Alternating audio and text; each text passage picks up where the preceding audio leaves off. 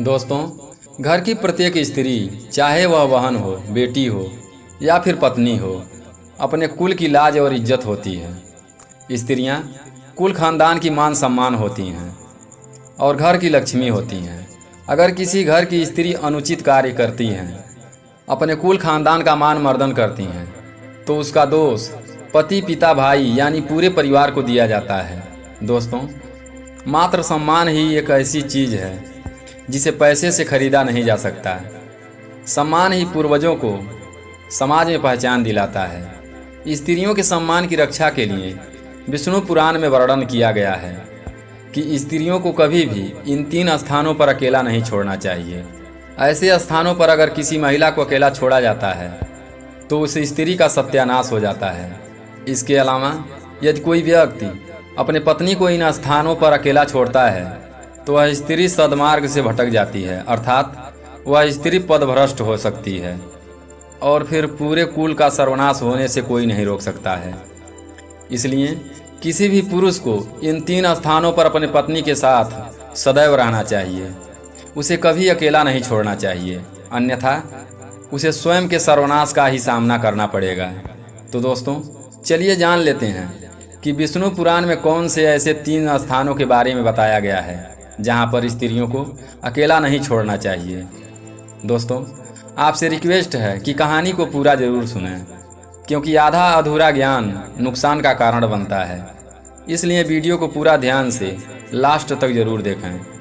और अभी तक आपने हमारे चैनल को सब्सक्राइब नहीं किया है तो कृपया चैनल को सब्सक्राइब कर दें और घंटी के आइकन को दबाकर ऑल पर प्रेस करें ताकि अगली वीडियो का नोटिफिकेशन आपको मिलता रहे।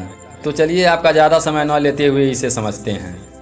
पहला स्थान, विष्णु पुराण के अनुसार किसी भी स्त्री को ऐसे स्थान पर अकेला नहीं छोड़ना चाहिए जहां पर निर्दोष होते हुए भी किसी पर भी दोषारोपित किया जाता हो या उस पर लांछन लगाए जाते हों। ऐसे स्थान पर स्त्री को कभी अकेला नहीं छोड़ना चाहिए। वह स्त्री निर्दोष होते हुए भी उस पर गलत लांछन लगाकर उसे बदनाम किया जा सकता है। ऐसे स्थानों पर पति को सदैव अपनी पत्नी के साथ उपस्थित रहना चाहिए और उसके मान सम्मान की रक्षा करनी चाहिए। यह प्रत्येक पुरुष का कर्तव्य है। ऐसा करने से उस पुरुष के सम्मान में वृद्धि होती है और वह स्त्री भी अपने पति का सम्मान करती है।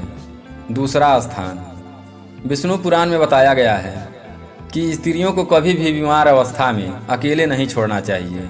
जब कोई स्त्री किसी बीमारी से ग्रसित होती है तो उसके पति को उसके हर संभव सहायता करनी चाहिए। जिस प्रकार से पत्नी अपने बीमार पति की सेवा करती है, उसी प्रकार से पुरुष का भी यह कर्तव्य होता है कि वह अपने पत्नी की हर प्रकार की बीमारी से रक्षा करे और हर प्रकार की मुश्किल परिस्थितियों में उसके साथ खड़ा रहे। कई बार पुरुष पत्नी को बीमार देखकर उसे उसी हालत में छोड़ देते हैं, लेकिन ऐसे समय में पति को अपने पत्नी का खास ख्याल रखना चाहिए। पति को अपने पत्नी का खास ख्याल रखना चाहिए, क्योंकि पति का यह कर्तव्य होता है कि वह अपने पत्नी को कभी कष्ट में ना रहने दे। अपने पत्नी को कष्ट में छोड़कर चला जाता है, ऐसे में वह पति अपनी पत्नी की नज़र में गिर जाता है और ऐसा पति नर्क का भागीदार होता है।